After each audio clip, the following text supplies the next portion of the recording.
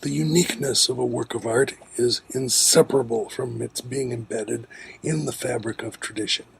This tradition itself is thoroughly alive and extremely changeable. An ancient statue of Venus, for example, stood in a different traditional context with the Greeks, who made it an object of veneration, than with the clerics of the Middle Ages, who viewed it as an ominous idol. Both of them, however, were equally confronted with its uniqueness, that is, its aura. Originally, the contextual integration of art and tradition found its expression in the cult. We know that the earliest artworks originated in the service of a ritual, first the magical, then the religious kind.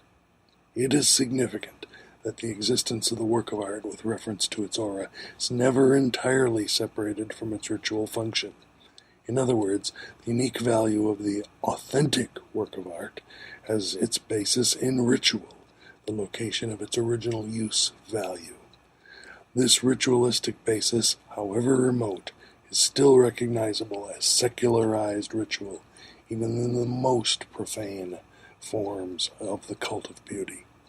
The secular cult of beauty, developed during the Renaissance and prevailing for 3 centuries, clearly showed the ritualistic basis in its decline and the first deep crisis which befell it.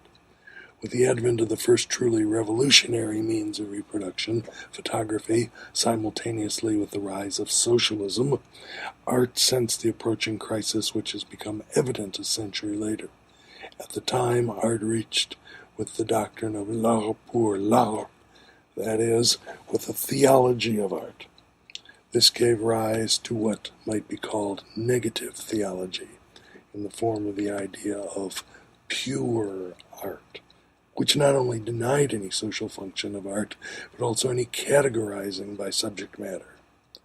In poetry, Mallarmé was the first to take this position.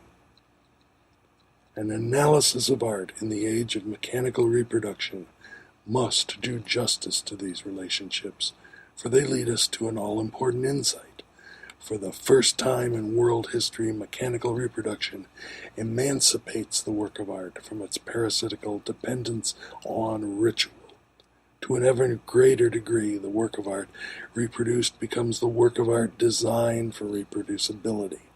From a photographic negative, for example, one can make any number of prints. To ask for the authentic print makes no sense. But the instant the criterion of authenticity ceases to be applicable to artistic production, the total function of art is reversed.